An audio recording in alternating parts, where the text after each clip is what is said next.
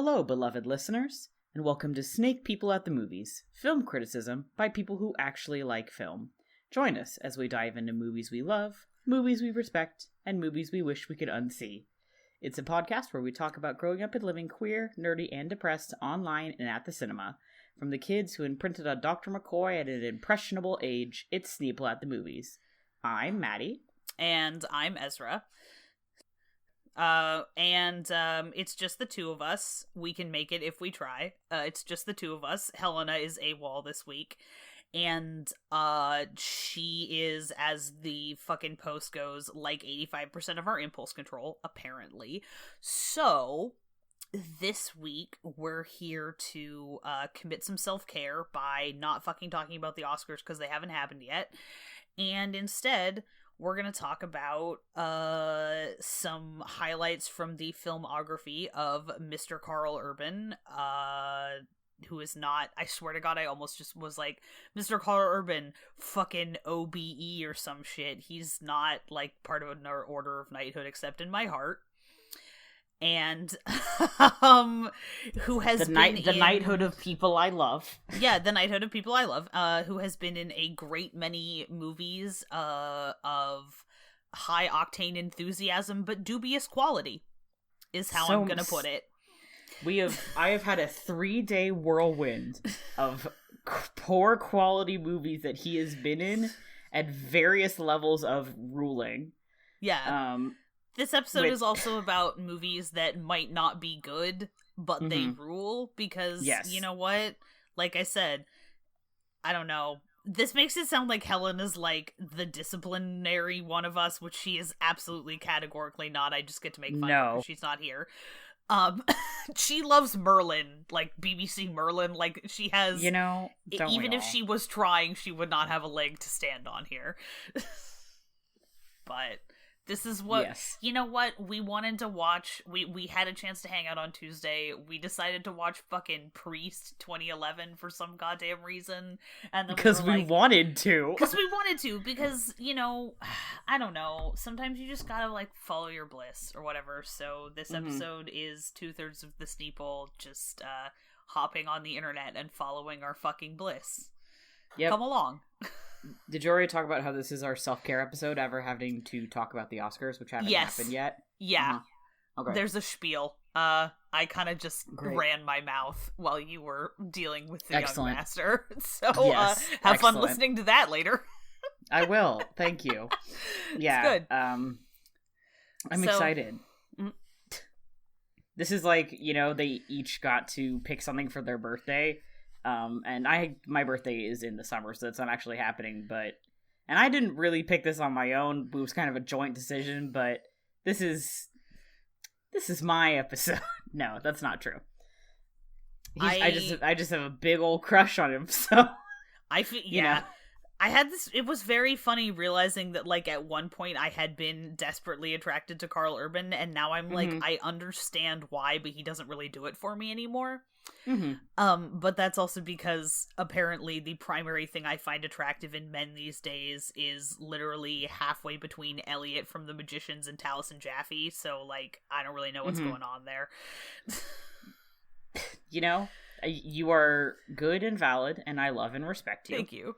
And that's a good taste to have. I'm actually, it's working out pretty well for me, not gonna lie. Yeah, no, my taste in men is varied, and some of it is very bad. Fair. So, it's alright. I mean, we also both thought, fucking Paul Bettany is extremely sexy in Priest. Paul Bettany is attractive. Yeah, Paul Bettany is attractive. I'm not ashamed for this. Like, no, I'm not saying this is something we should be ashamed of. I'm just saying it's, like, kind of a niche opinion. It's true. Yeah, you're not wrong. I feel like being horny for Paul Bettany and Priest is probably a fairly niche opinion. For multiple reasons. One, because who the fuck watched Priest? Mostly because nobody watched the goddamn movie.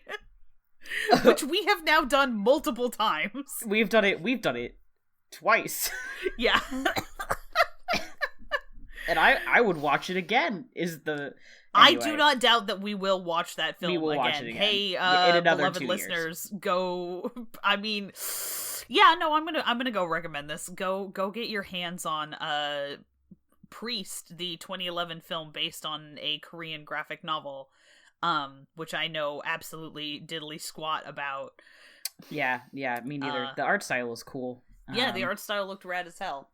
It's about vampires and the Catholic Church being bad. The Catholic Church is bad. Yeah, the Catholic Church war trauma is real.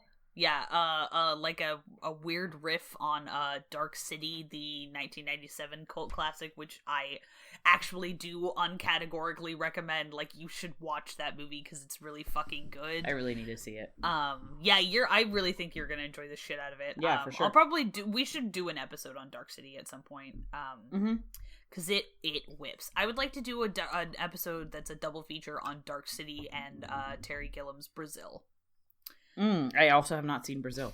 Oh yeah, this is just gonna let's go in for like just bizarre practical effects heavy like dystopian weirdness. I'm into it.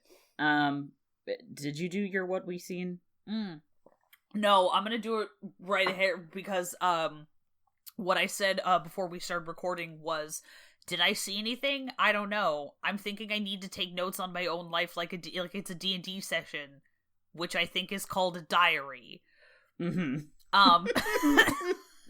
So, shout out to me for inventing the concept of diaries. Samuel Pepys, you owe me royalties. So I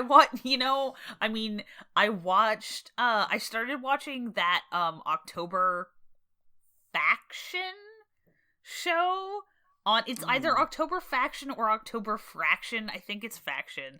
That's on Netflix. Please ask the Google because I keep calling it like the Octoberists, like it's about the Russian Revolution. October Faction. Faction. Okay. It's like it's like a kind of like vaguely corny but fun like monster hunting TV show that does the like monsters hidden in plain sight in the present day kind of a thing, and like it's fun, but really it's making me want to get my hands on the short-lived but excellent television show The Middleman. Yeah, which is a fucking gem, and like if I could resurrect one dead TV show, it actually is like, I think it tops out Pushing Daisies, which was my answer for a really long time. Because I am who I am. I don't know, this is also not a thing I watched, but I read a bunch of obituaries for Kirk Douglas, who've lived to be 103. Damn! Yeah. What amazing. A badass. Also, shout out to the child of dirt poor Russian Jewish immigrants. May his memory be for a blessing. And that, I ran out of time to watch it, but for some reason the, hey, Kirk Douglas is really cool didn't lead me to, like, I don't know, watching a Kirk Douglas movie. I want to watch Trumbo again. Which is like, look, that movie I thought was like unfairly maligned by critics because most of the reviews seemed to be mad because it wasn't a film about the Blacklist, and I'm like, this wasn't a film about the Blacklist. This was a biopic of Dalton Trumbo, for whom the Blacklist was but one major event in his life, and also it was much more about his complicated feelings about the Blacklist than like some sort of imagined, like, morally pure reading of the situation. Anyway, it wasn't called The Blacklist. It was called Trumbo. Fucking Trumbo. Like, maybe meet this film like in the house which it has built, as opposed to like texting it from a random parking lot and getting mad that you didn't show up to the place where you agreed to meet. Where you thought you were going to meet, but you guys didn't actually even agree to meet. Yeah, exactly. And in which Kirk Douglas is played by Dean O'Gorman from, like, not just from Wait, The are Hobbit, you fucking kidding me? That's nuts. That's Dean O'Gorman, and, like, the resemblance is unfucking canny. Like, to the point where, like, I remember somebody was just tweeting, like, I feel the need to just, like, ask Kirk Douglas if he's ever been to New Zealand. Mm-hmm. Because, like... yeah. So anyway, also, not a thing I watched, but my friend did run just like a D&D one-shot that used the world, that, like, did the world of The Witcher in 5th edition, with the new Blood Hunter revamp that Mr. Matt Mercer has put out, which is incidentally excellent. I'm very happy with it. And so that was super fun.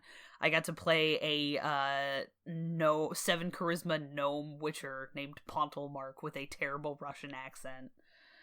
Excellent. And then I promptly spent 45 minutes of D&D, and I couldn't roll above a 5 on a D20. So I paid for my crimes immediately. Did we both recently play characters where we had to do very strong Russian accents? I think we did. I think we did. Yeah. Good on us. I love, God, you know what? I love being friends with you, Matthew. Yeah. Same brain. One brain, two bodies. One brain, two bodies. What have you seen? So I have done, it's been a 3-day journey for me. We watched Priest. And then yesterday I watched Chronicles of Riddick, which is the second in the Riddick movies. If you are not familiar with them, they feature fucking Vin Diesel in this weird sci-fi future, and in the second one, Karl Urban plays Space Macbeth. And upon rewatching it, I was like, wow, this really is fucking Macbeth, isn't it? Yeah. But there's like 2 or 3 characters who are Macbeth. There are multiple. The guy who's the king they're trying to kill is also kind of Macbeth. And Riddick is Macduff. Anyway, so it's very weird. But very fun. And like I really like the Riddick movies. They're like very much your like kind of sci-fi future, like early 2000s kind of shtick. But the world building is pretty interesting. Especially I think in the second one, which I think a lot of Pitch Black is the first one, and it's like a sci-fi horror, and it's very, very good. Pitch Black I would actually recommend as a movie to watch. The other Riddick movies, I'm like, you could watch them if you're me, who knows so much about Riddick lore, and Madeline, who also loves them, or my dad. God, I'm so glad that Madeline loves these movies. Me too. Like, that's such a strange comfort to me. Yes, it brings me joy to know this. The fun thing about the Riddick movies is that each one totally takes a different turn from the last one. So there's no continual story. It's just like, which is weird because the second one really sets up a sequel that would take a continual story, and then they say, no, we're doing something else now. Oh, they're good. Anyway, so I watched the second one because Karl Urban is in that one pretty heavily. He's very, very briefly in the third one. And then I just finished watching fucking Doom from 2004 featuring Dwayne "The Rock" Johnson. And that was the worst of the bunch, I would say. Damn. It's the other two, I think, are, well, Chronicles of Riddick I think is actually pretty alright. I don't think it's a bad movie. I think it's pretty alright, but it's very much a genre film, and you just have to accept that. Priest is not good, but it does rule. It is very fun, and it does kick ass. Yeah. Doom Honestly, is not like... very good. Yeah, fair. And it doesn't always rule. Sometimes you're just like, but it's fun, you know, it's like goofy. And it is a horror movie with like an element of a video game movie kind of plastered over it. It's like if you combined The Thing and Alien, but also they're space marines, and it has that bit in Riverdale where they talk about the serial killer gene. It's also that. That's not a joke. Is the problem. Oh my god. Spoilers for Doom 2004. But yeah. The fucking There's no spoil. No, it's that movie is yeah. too old. There's no spoiler warning here. Also, if you care about spoilers for Doom, like I'm sorry. I love you, and you shouldn't. The thing is they're like, why the fuck are all these people like turning? It's because they found these people who lived on Mars, who had like a 24th chromosome or whatever, and it made them like, you know, superhuman basically. And it's like, well, how did they fucking die? And it's because some of these people developed this 24th genome, and it makes them superhuman. But if you have the unmapped genomes that make you like a bad person, you turn into an awful alien instead. Yes. Mm-hmm. Oh my god, what the fuck? Mm-hmm. What? Which, the only reason that it's valid is because it does set up this because the female protagonist is the sister of Karl Urban.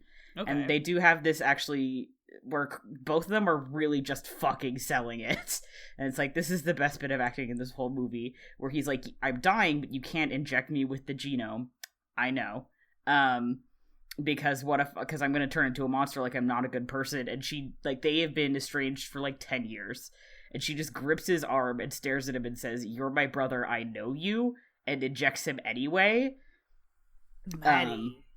It's really... Are you telling me that I have to watch Doom 2004 because it has emotional sibling content? Unfortunately, yes, Matthew. I guess. Matthew! Oh, I'll watch it with you. You are too good to me. Yeah, it's their relationship is actually, like, for me, the most compelling part of the movie is kind of their weird I'm back 100% and forth. sure They're twins. It will also get out. No!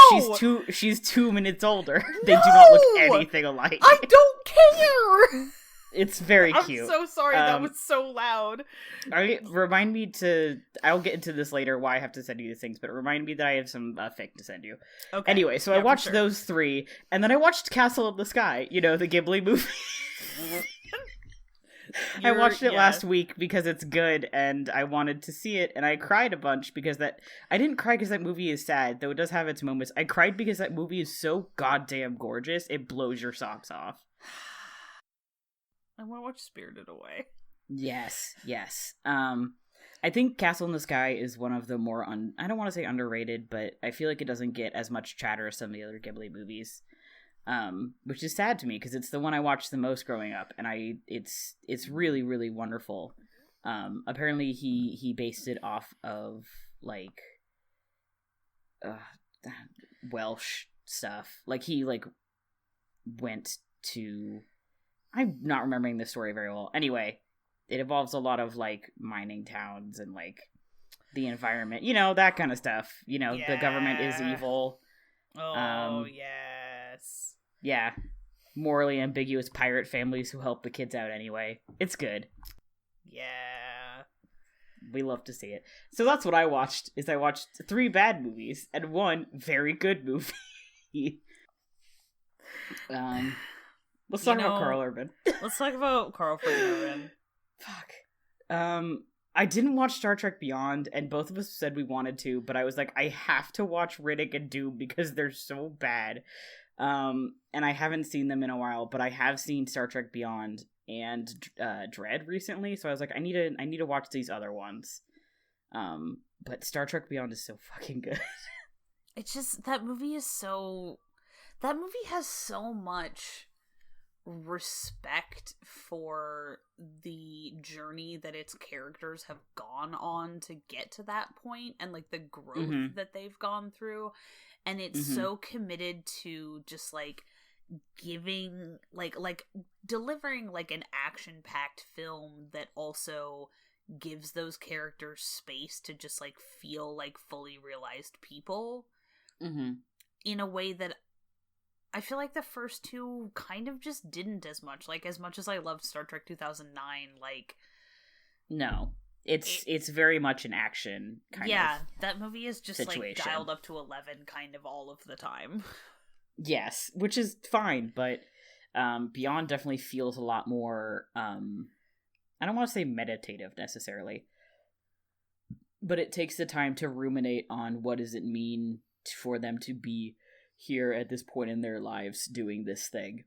Yeah. They feel like they've finally reached adulthood after Star Trek 2009, which is very much, especially for Jim, like really finding himself, and by beyond he's like kind of gotten his footing and like found himself and become like stable, and he is like, what the fuck do I do with that? Which mood. Yeah, absolutely. And it just works so well because like you really realize how very deeply and sort of like sans ego committed to their characters all of the people in those movies are. Which is because these are a lot of like very famous actors, and they're also like conscious that they're playing characters that are probably even more famous than they are. But that's the out of like Star Trek Beyond, like it never feels like it's not self-conscious about either of those things. I never watched Star Trek Beyond and think that's Zachary Quinto or that's Chris Pine. You know, I'm like, they totally buy into it the whole time. Absolutely. Yeah, which is really cool and well done.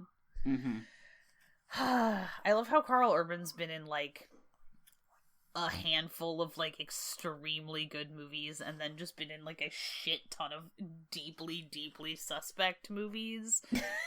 He's been in his whole thing. All he does is sci-fi and fantasy, and that's it. Yeah. Name one thing he's been in that was either just a straight up modern or like. Oh no, he's in one of the Bourne movies. Oh my god, you're right. Yeah, I'm literally just gonna have to have the man's IMDb page up here. Yeah, he's the only things that he's like noticeable, he's like memorable in, I feel like, are mostly, he's been in a handful of, I mean, he also just does like action movies, apparently. Yeah, he's just been in some action shit, which is like, whatever, fine. What the he fuck was in is Pete's Dragon? Fucking, Jinx? Wasn't... Oh, no, I'm thinking of something else. Robert Redford is in this movie? Oh my god. Okay, no, I just scrolled past a man whose name is Wes Bentley. Bentley! We're looking at the IMDb at the same time. Wes Bentley. He looks kind of like Henry Cavill, looks like but it backwards. Was drawn on later with a marker. We both just said very mean things about this man.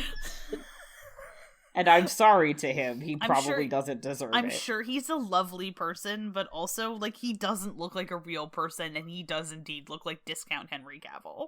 Yeah. He does. He was in Red.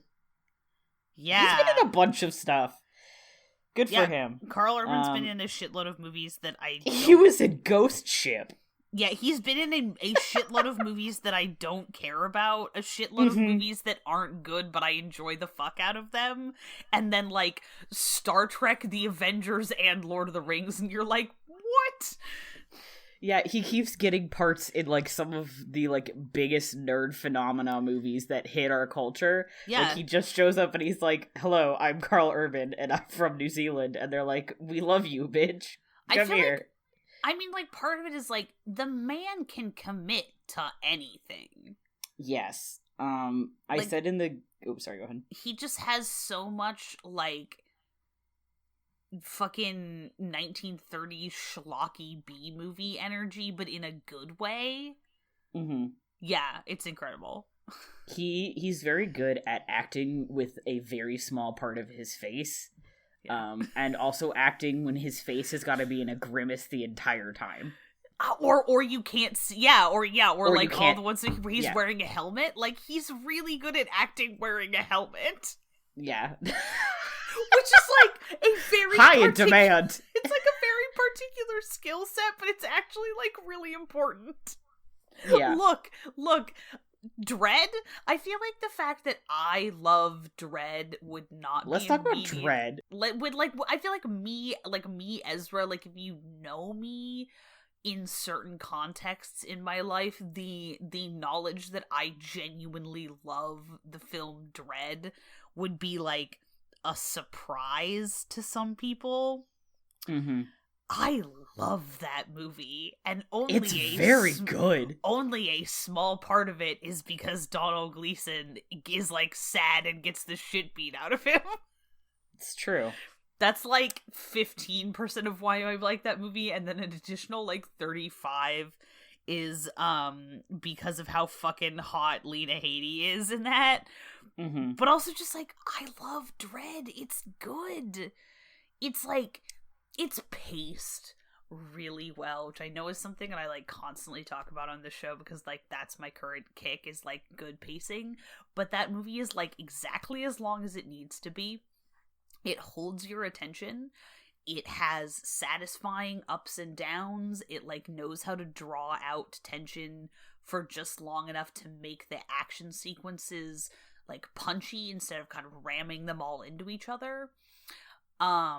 It looks It doesn't good. hold your hand. No, it doesn't hold your hand. Part. And also the sound editing, mixing and editing, fucking phenomenal.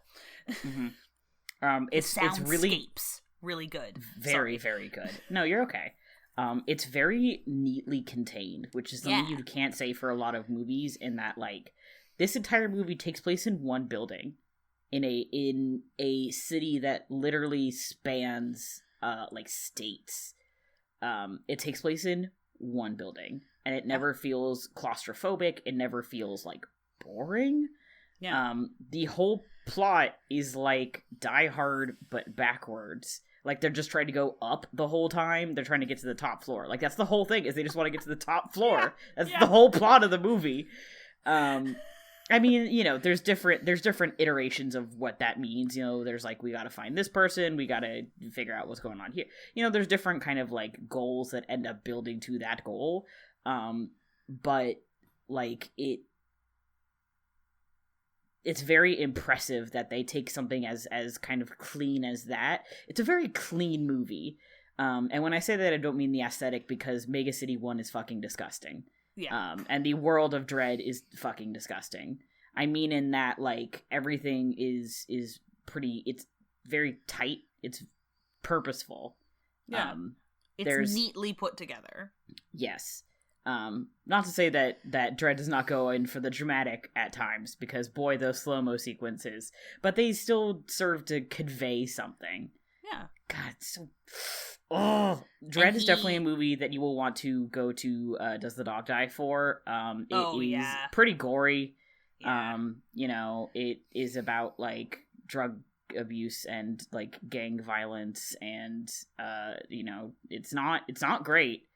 In terms of, just be careful, but boy, does it pay off. It's very true. Oh man, sorry, what hey, remember when I was gonna watch Almost Human, and then it became evident very quickly that it was just like, I didn't actually want to watch police procedurals like ever again, but also like, so I was just like, they're like a human and a robot and they're detective partners. I like it when they solve the crime alarm went off. I know. I watched 2 episodes of it and I was like, this is pretty alright. And then from what I heard, it went downhill very quickly, and I was like, Yeah, they didn't, I think they like really didn't know where they were going with that show. I feel like Karl Urban, he's really good at camaraderie. Mm-hmm. Like he seems like he's very companionable. Yeah, he's very companionable, and also he just, the vibe I get is that he seems like a really like responsive scene partner. Mm-hmm.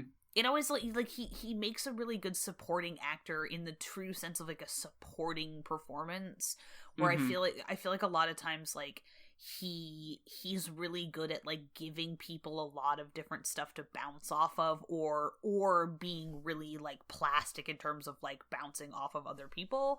Like he seems like a really good kind of ensemble player, who can also do the kind of like iconoclastic, hero who never takes his helmet off, but is still a responsive and interesting scene partner. Mm-hmm. He could do a lot of solo heavy lifting and also works well in a group.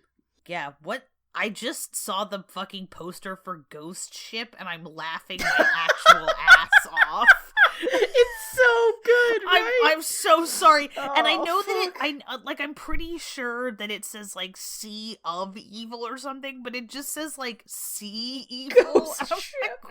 Like Sea Evil. What? So I don't want to watch this movie, but I hope that Karl Urban had a fun time filming whatever the fuck ghost ship is. Oh my god, he's like 7th build. He is not in this movie enough. I hope that he had a it. fun, like, 2 days filming ghost ship. Mm-hmm. Anyway. I need to read the... No, it is... Dude, it just says see evil. It is not sea of evil. It just says... You will see... Evil, see no evil. It's just no. see evil. Sea spelled like the ocean. You know what that's like? Moon haunted. See Ghost evil, haunted. Cock's gun, see evil. Oh, fuck. God. I love movies are good. Movies were fucking worth it, actually. I'm really glad that we, like, as a culture, figured out how to make movies. I'm so glad we figured out how to make bad ones. Like, we figured out how to like, do this process fast enough that we can make shitty ones. Because that's the good part. So I feel like I need to get my hands on this apparently somewhat mythical TV movie known as The Privateers, The Adventures of Captain Aaron Dravik, Karl Urban, and his crew of space pirates working under letters of marque of the Allegiance government.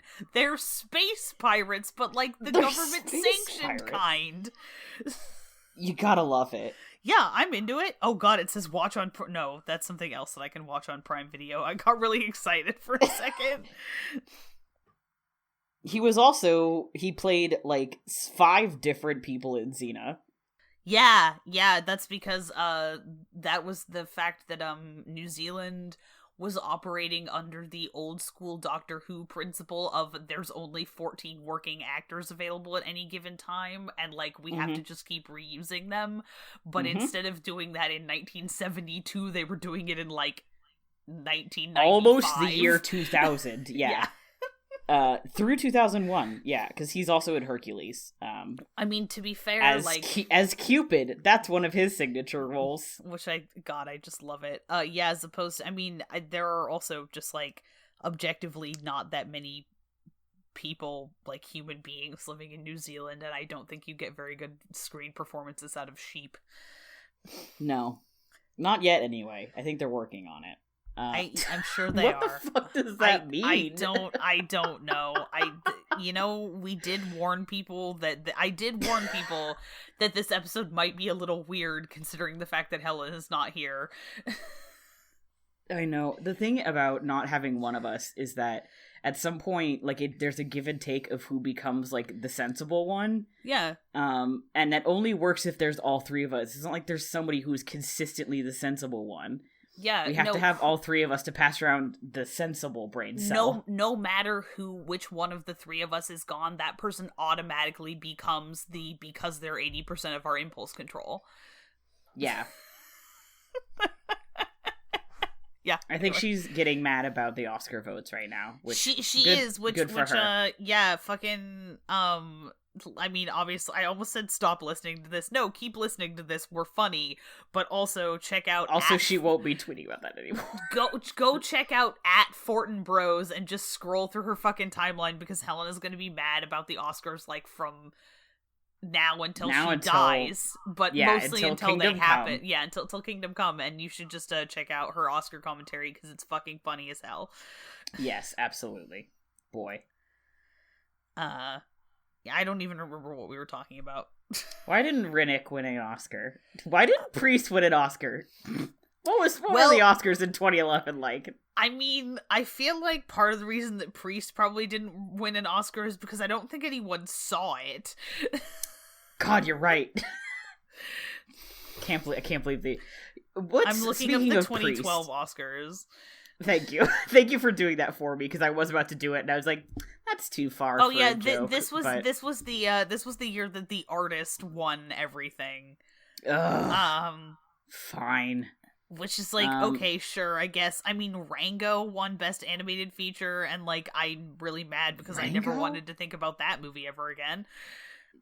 Priest was robbed. Also, Woody Allen won for Best Original Screenplay for Midnight in Paris, which, like,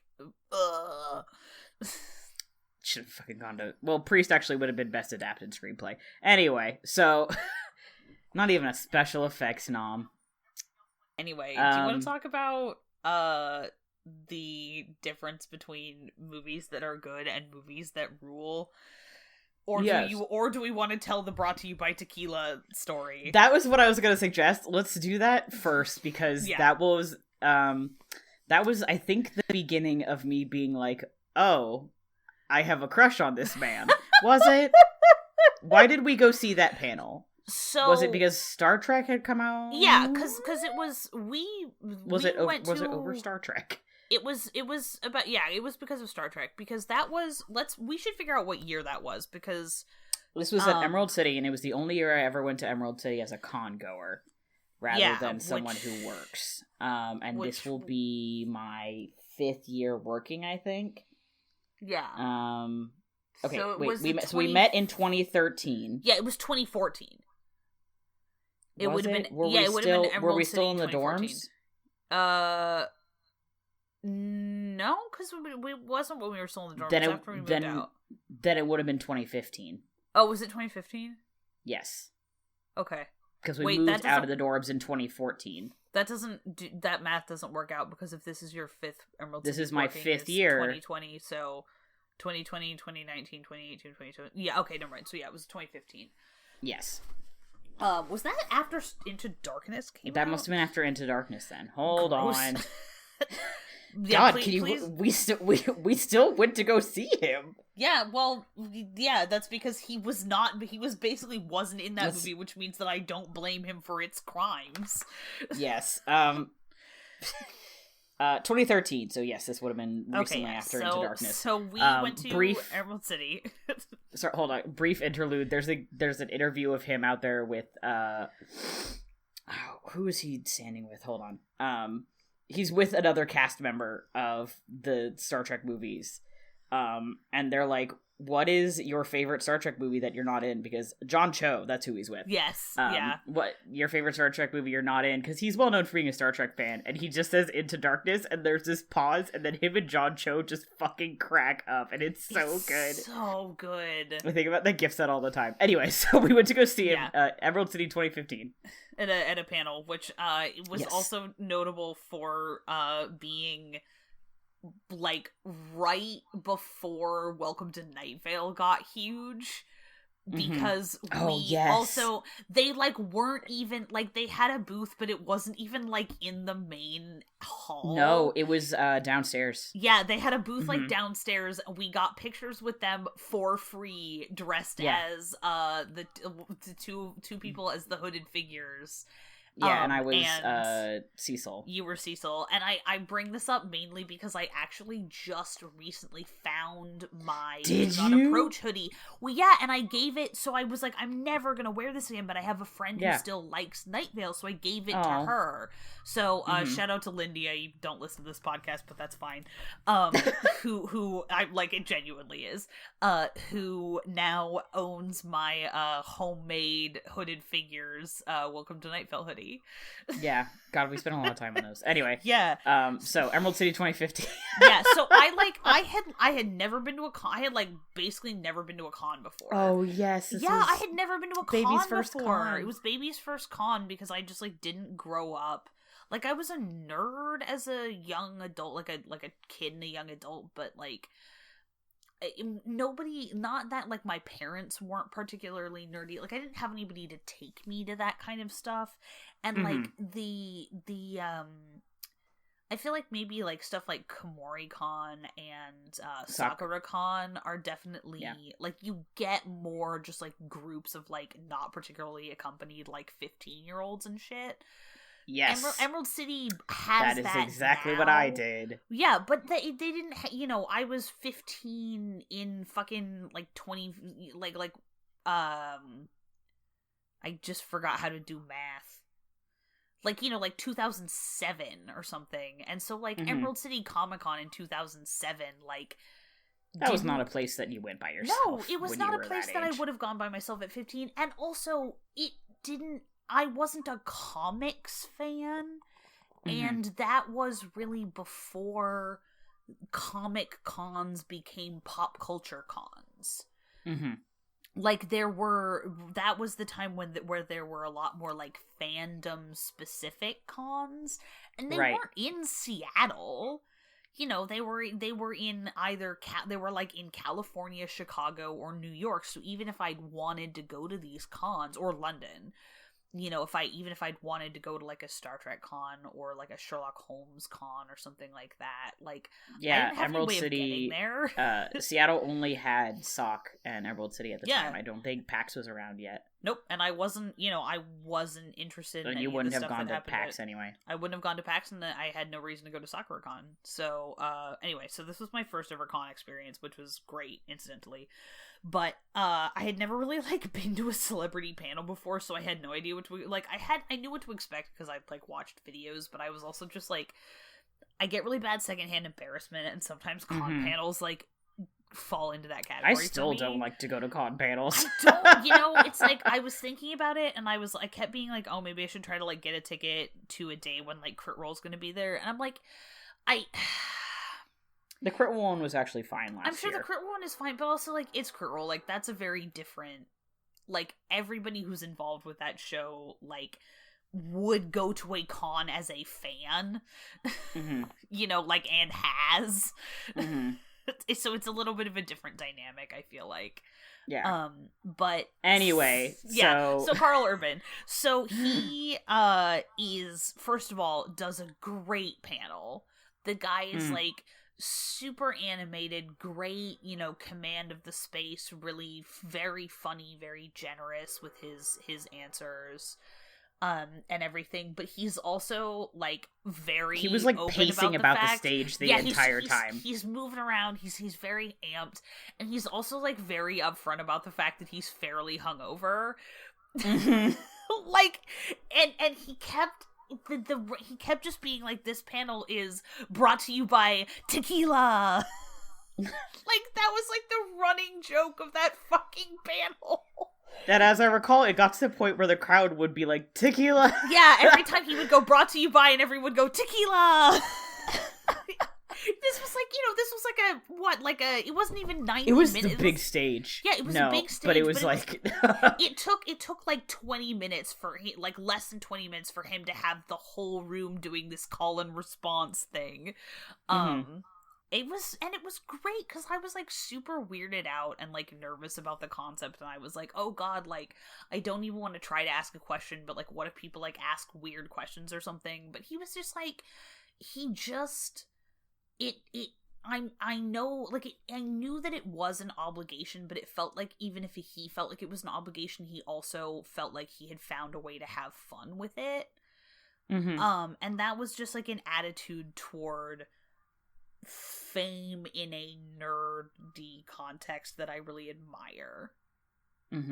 He felt like he was excited to be there, even though he was obviously hungover and, like, very, like, chattering about, like, what he had done the night before, and was like, yes, I'm very hungover, and also I'm very excited, like, I'm interested in being here. And, like, it was like his own one-man comedy routine. Yeah. Where he was also answering questions. There's some great gift sets still floating around that I'm sure I could dig up. Of, like, you know, him answering questions about Star Trek and, like, his relationship with the other people. And, like, he felt very approachable. I will briefly tell my con story of Karl Urban. When I was at Rose City, this was 2 years ago now. Not last year, it was the year before.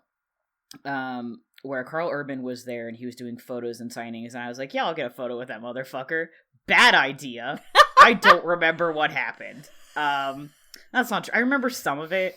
But he was like, and I dragged my friends along. I was like, I'm not getting a photo with this man alone. You can't leave me alone with him. And they were like, all right, cool.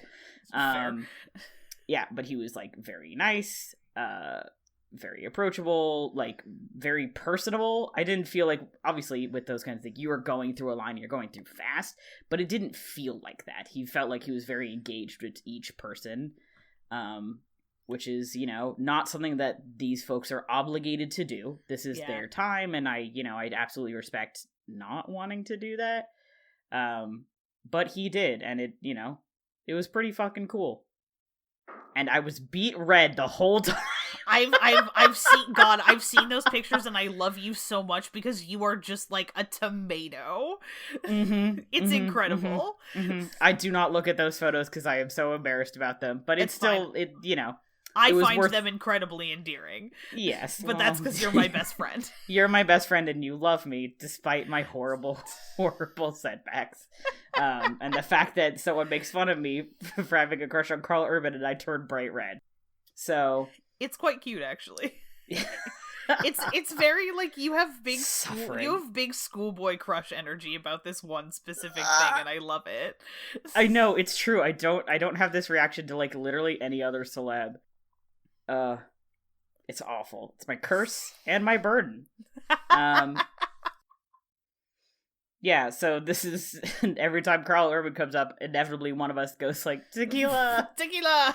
Yeah, I think my tag for him on Tumblr is still brought to you by tequila. Yeah, like, when I still used Tumblr, yeah, I've been tagging stuff, it's been fucking, like, 6 years, and I'm still making that joke, because it was a good one.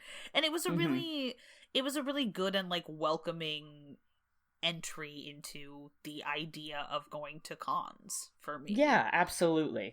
Which was really cool, and it means that I have really high standards for like what kinds of panels I'm interested in going to. Just because now I'm like, I know that they can be really like fun and upbeat and rewarding and not awkward. I'm just thinking about like, so I used to joke that the Venn diagram of celebrities who I would actually want to like meet and get an autograph from, and the list of like, the other side being like celebrities who I'm like actually never allowed to meet, was just a circle. Which I don't think is true anymore. There are plenty of people who I would like genuinely love to have to get an autograph from. I'm not going to, just because like I want to spend my money. I always go to cons and I'm like, I can get an autograph, or I could spend a bunch of money on fucking like art and stuff and pins. But and I was thinking about it in the context of Crit Roll, because that's my whole fucking brain, obviously.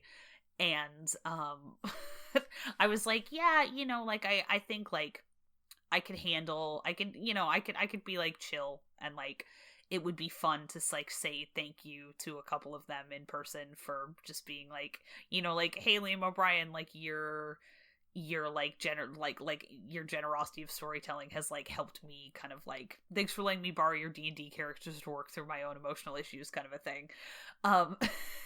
And then I was like, and it was like, what about Taliesin? And I was like, I think I'd be fine. I wouldn't remember it. Yes. I'm like, I'm sure I could get through it on instinct, but I would probably black out. We all have that celebrity, I think. Yeah, so, it's good to know that, like, it could happen, but I would black out. And really, congrats to me for picking the 2 people that I do that for, and getting a photo and or an autograph with both of them. I thought to myself, I'll be fine. And then I wasn't. And then I got through it. So good on me, I guess. Yeah. I held a fun conversation with Travis Willingham. I did that. And then afterwards I got the shakes. So amazing. Amazing, and also just like scary as shit. Yep. But did he know? Maybe. Anyway. Was he too polite to say anything? Of course. Probably, yes. Yeah, celebs, man. What an interesting, especially in a fandom space. That's a whole other discussion we could just like really sink our teeth into. I can't think too hard about it because it makes me want to die. Yeah, it's such an interesting. And I think what an interesting time to be alive. I think part of it is interesting where it's like my sort of like fandom coming of age experiences were still in the period during which you basically just like did not talk about fandom with people who made whatever it was that you loved. Like fandom and the creators had to stay separate. That was like the golden rule of good fandom etiquette. So the idea of like being, and then Supernatural ruined that. Yeah, Supernatural ruined that. But just the idea of like, I don't know, it's like being like, ah, yes, I am like a fan of your thing feels like a taboo somehow. It's like, which is it still feels like a taboo, even though I like understand that it's not, but just that's because like that's how I was sort of like quote unquote raised. And also it gets like mixed up also in the like, for me, I'm trying to figure out the way I want to phrase this. I've always had my family is all like theater people, obviously, and I'm not saying my family is like this in any stretch of the means, even though they're all very good actors. I realized at some point I was starting to dig a hole for myself, and I was like, we could get out of this. Come on, we could get out of this. But, you know, because of that, I was always very cognizant of the fact that actors are people. And creators are people, first and foremost. And so for me, I always view any actor or creator I met as someone who's like, this is a person with like a complex inner life, and going up to them and being like, hey, your shit's good, in a way, in like a particular way, is like very, very, it feels very weird to me. Yeah. Because it could be, if you, depending on the way you go about it, it could be kind of like not dehumanizing, because that feels aggressive, but it's like, I don't know. There's ways to go about it that are like, would make somebody else feel uncomfortable. And so I'm very cognizant of that. Yeah. Yeah. Anyway, speaking of different, on a more fun topic that we won't just get like super sucked into. Actually, we might. I don't know. Ezra, you are of course are well aware of the weird fandom thing that happens with fic, where people will do crossovers of characters played by the same actor from like different pieces of media. Dude. It's a very weird, and it's hard to kind of explain if you don't know what I'm talking about. But for people who, I don't know who would be listening to this who wouldn't know, but I figure it doesn't hurt to cover our bases. Yeah. There is a thing that happens where basically, the reason I bring it up is because Karl Urban has this, and it's actually, I don't generally enjoy the trope because I don't think it's executed very well, and usually it's used for like shipping purposes in weird ways. But it does create some really interesting stuff.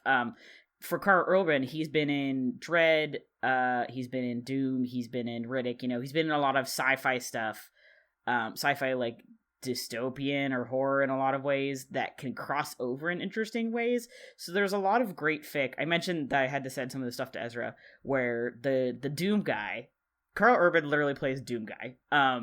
Doom guy, because I hate that it's Doom guy like so much. Like, it's not just Doom, it's a Doom guy. Get out. Well, because, you know, I know he's he's not Mr. Doom. I'm calling him Mr. Doom. Oh, that's a different. No, Doctor Doom. That's what I was thinking of. Anyway, hey, remember when I thought that Doctor Strange and Doctor Doom were the same person? And I thought that this person was a Spider-Man villain. Love you so much. Yeah, I do remember this. I don't know how I forgot it, but now I remember. I'm just like reminding you. Oh, I love you so much. I love you too. So Karl Urban as Doom guy. This takes place like probably like mid 21st century is I think when Doom is so takes place. Don't quote. Oh, it's I think it's like 2060 something. I wish it was 2069, and my brain's like, it's 2069, bro. I don't think it is though. I think it's 2060. We're gonna pretend it's 2069. It's 2069. Nice. And then Star Trek obviously takes place way later, but the theory that some people crafted is that because of this like 24th chromosome, he just lives for a really long time. So Bones and Doom Guy are just the same person, and he like leaves the army and becomes like a healer instead, basically, is the idea. There's some very good... Wait. Oh my god, have you read it? No, but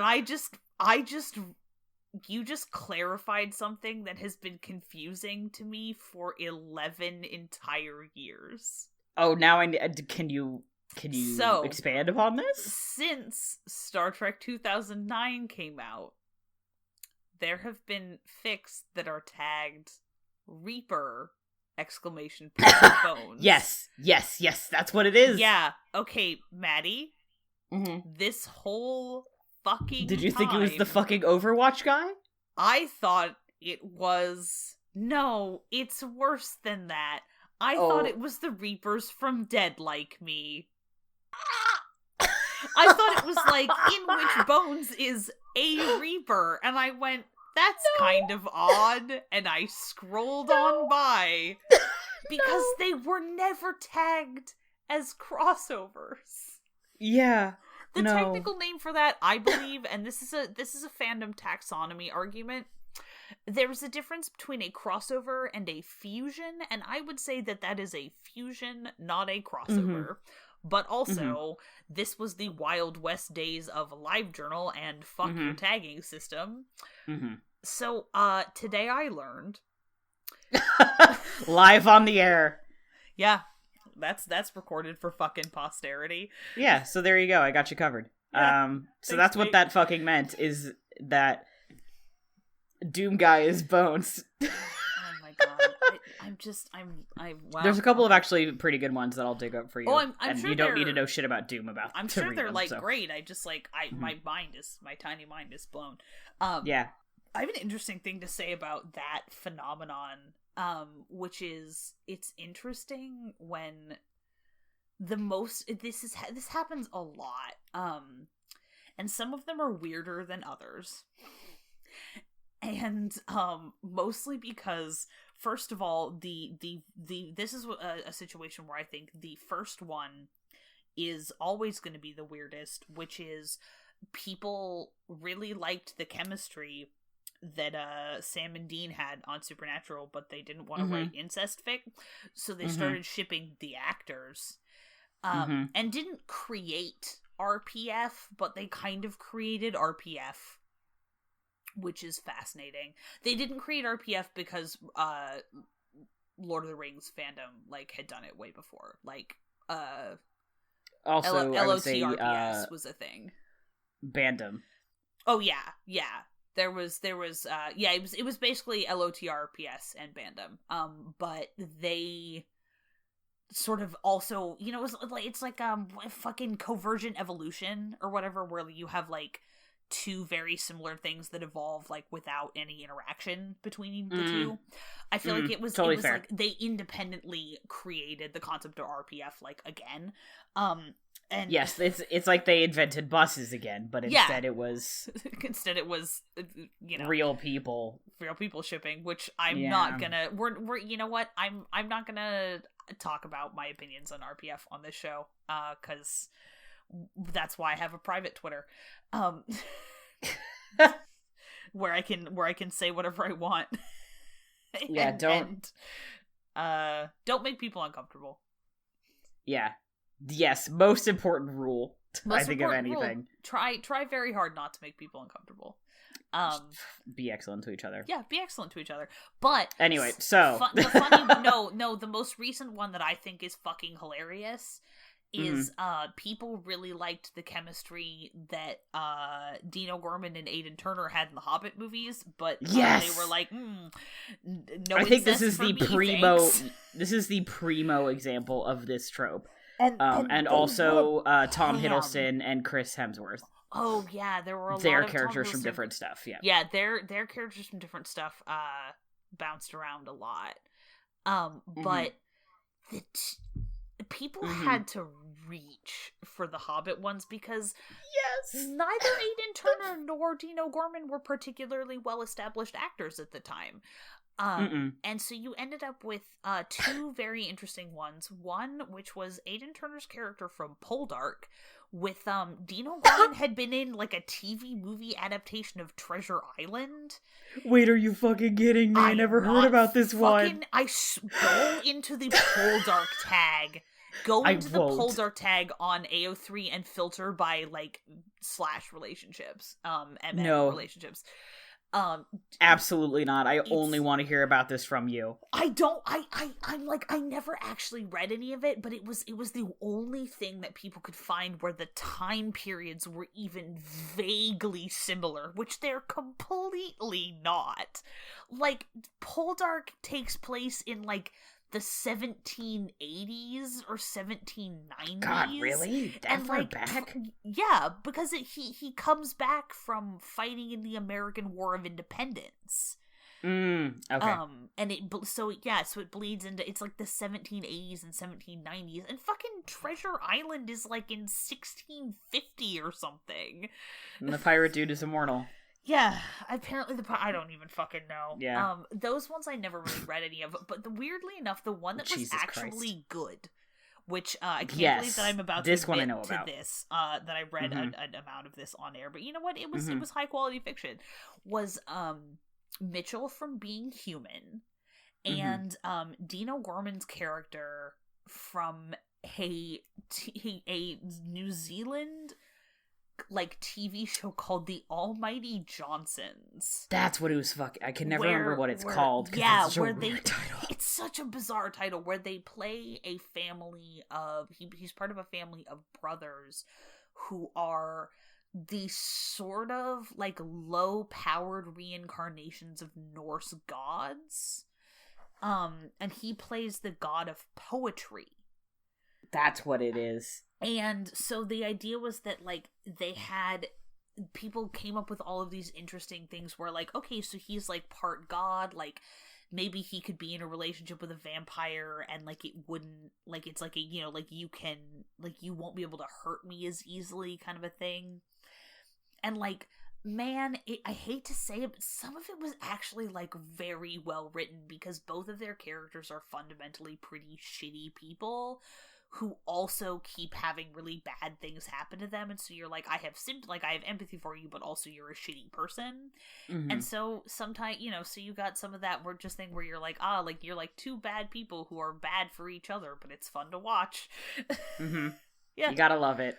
So, man, fandom is weird, and I feel like that kind of a thing really, like, that is an example of, like, was it good? Not really. Did it kind of rule? Yeah, because like there was a lot of creativity that went into it, and like some of it was fucking dope. And also, I was just like incredibly starved for Being Human fic, and I still am. Why don't people write more Being Human fic? Yeah, this is a call to action. Please write more Being Human fic. I swear to God. Yeah. I guess this is a good segue into my theory of cool, like, good and rules. I wrote this. I was trying very hard to give you one. Thank you. I appreciate it. That's called being a giving scene partner right there. I'm yes-anding you, Maddie. I'm yes-anding. So sorry. Then I just started thinking of improv game jokes. I couldn't do one fast enough. Sorry. Once again, Critical Role ate my brain. My improv training. It's falling apart. Oh no. Yeah, so I went on this big Twitter thread because I was thinking about it. Because I was thinking about how I wanted to watch Priest really bad a couple weeks ago. And then I did, so that's The Secret. That book, The Secret, that's what it's about. Is you think about what you want to do, and then it happens. And for me, it was I wanted to watch Priest real bad, so I did. Stupid joke. That was a terrible joke. I love you. But it ruled. So the idea is that there are movies that are good, and that is a capital G good, and that is movies that you know, how we would generally think of good movies. Is it a, you know, script good? It's the technical, it's the acting, it's the, you know, all those kind of pieces that make it, you know, movies as a piece of art. And then there's rules, and that is movies as a piece of entertainment. Did I enjoy it? Did it make me feel things, even if those things were just glee that it was so bad? Or like this particular piece of stunt work is so stupid, but it's fucking cool to watch. And so and I would say, like, you know, things that are good, like movies as art, and things that rule, can be subjective from, you know, to some extent. My movie that rules does not have to be your movie that rules, and movies that are good do not have to rule. My big example of this is Citizen Kane. I do not think rules.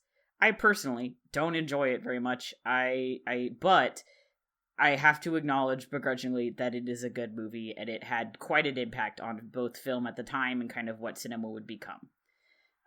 But some people really like Citizen Kane. They think Citizen Kane rules, and unfortunately, I have to respect that.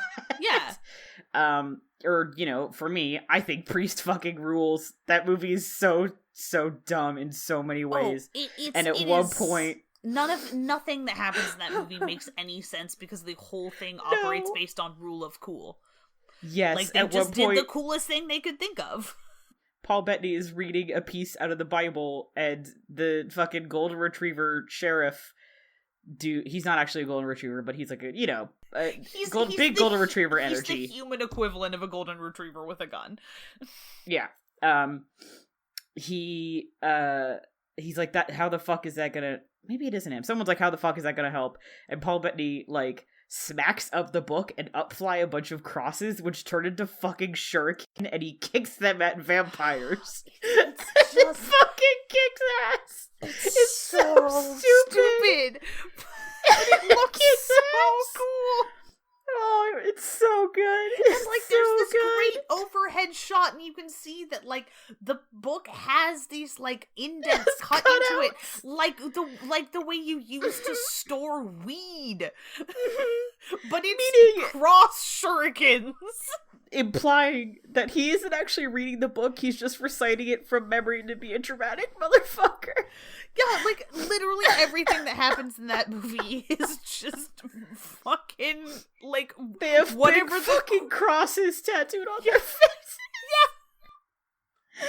Oh, yeah, it just rules. And I think this is, like, one of the things that's been really missing from film criticism, and I've been trying to figure out a way to put it into words for years, because the originally when this show was going to be a blog, I was going to have kind of a series of articles that was in defense of the genre, was what it was going to be called, I think. And it was going to be about movies that got dunked on when they came out, but I thought were really good. And I realize now that what I was doing is I was trying to define, yeah, but this movie ruled. Like King Arthur, you know, that one that had fucking Charlie Hunnam. Was that movie good? I'm not sure. Did it rule? Yes. Oh, yeah. Was it made for me? Yes. Absolutely not. But that showed up, and so there's these like GQ YouTube channel videos where they like get someone who's an expert in something to then like talk about it appearing in film, and they had a dude who does like bow hunting to talk about archery, and the fucking like ridiculous like JFK assassination shot from goddamn King Arthur Legend of the Sword was in it, and I was just like, you know what? Actually, this movie whips. It's not good. It's terrible. It rocks. I will say some things about this movie, is that there are parts of King Arthur that are actually, the soundtrack fucking rules. Okay, the soundtrack was extremely cool. Yeah, there are parts of that movie that I will argue were actually, there were some visual effects that were really good. There were parts of the movie that were good. As an overall movie, it's not that good of a movie, but God, does it fucking rule. Yeah, it's nutty. And also, this is, I cannot believe that I'm about to say this, but I am. I'm so excited. I'm not gonna lie, that movie reminded me that actually, like, Aidan Gillen is kind of hot. Who is that? The guy who he's the I have to look it up because his character's name in this thing is like so. He plays a character whose name is, I shit you not, Goose Fat Bill.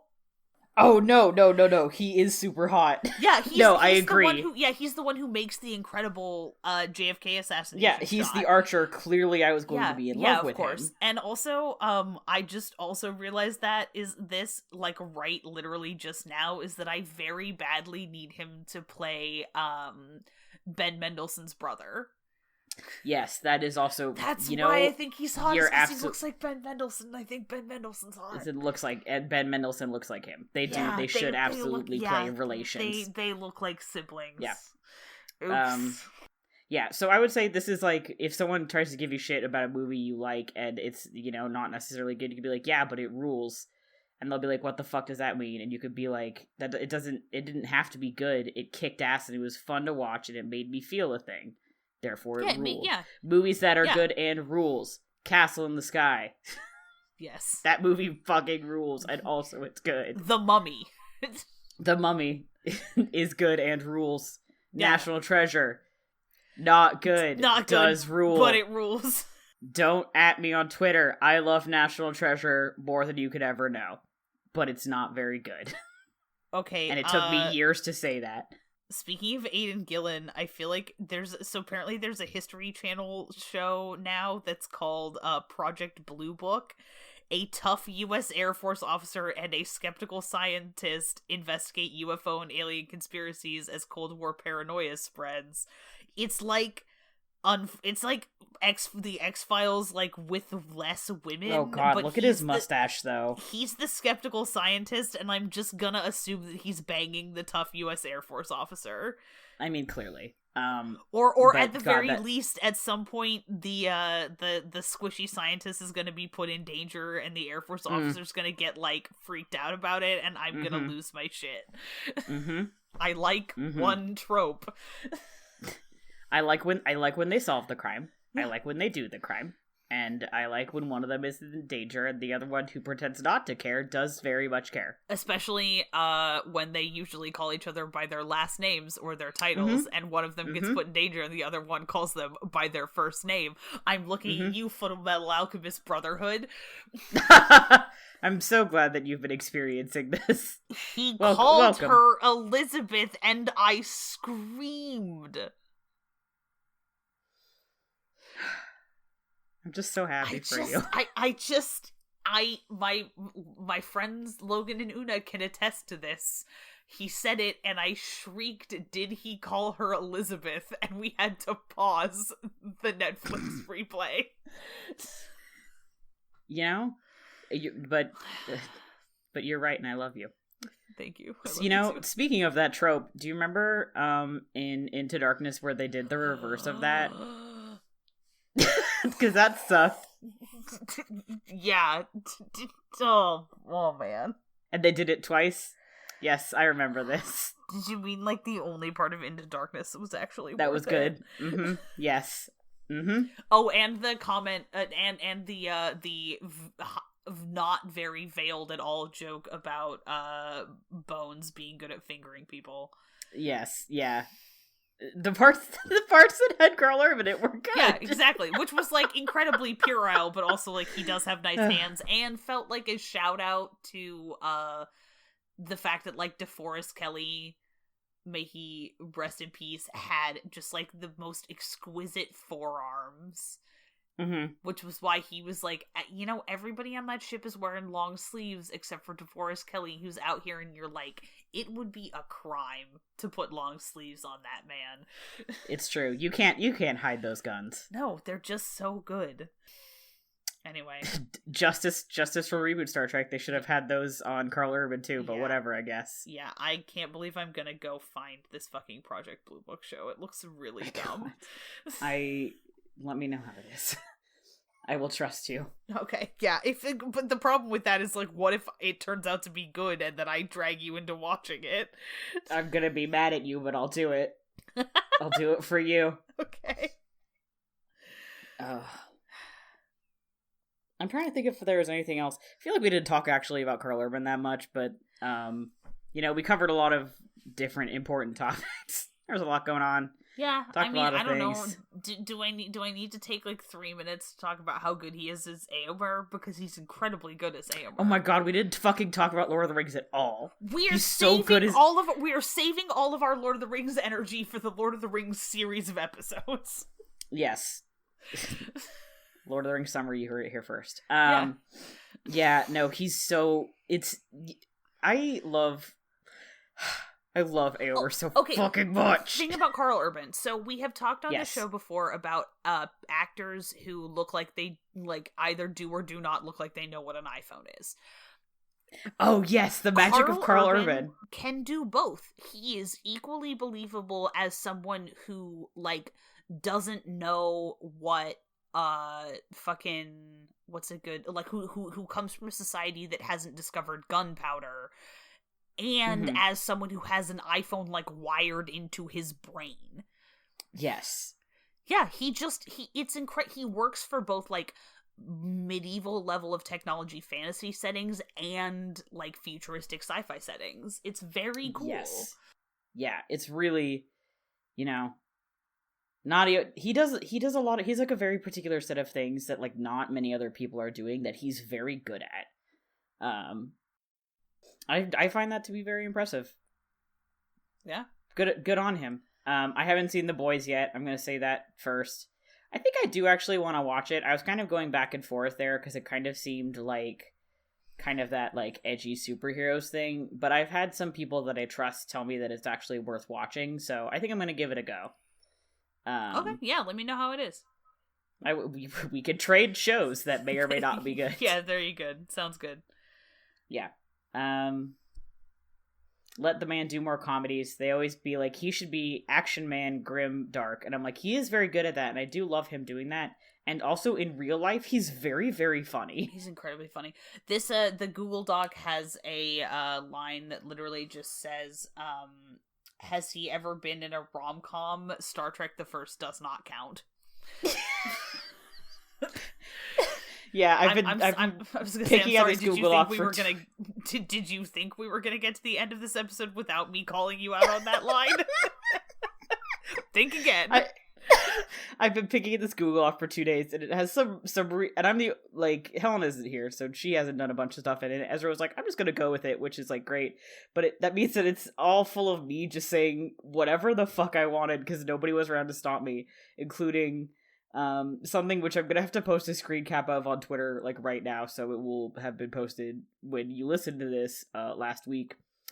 That is the legally if I talk for more than 3 seconds about that line where I interrupt myself because I'm watching Riddick and I interrupt myself to have a crisis and then go back to talking about the lore of Riddick.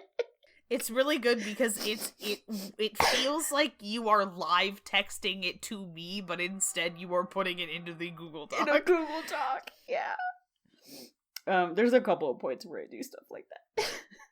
Also, there's I put the big meme in the doc, and it's when someone tries to tell me anything about Riddick lore, and it's the "Deuce not cite the deep magic to me" meme. I missed that meme.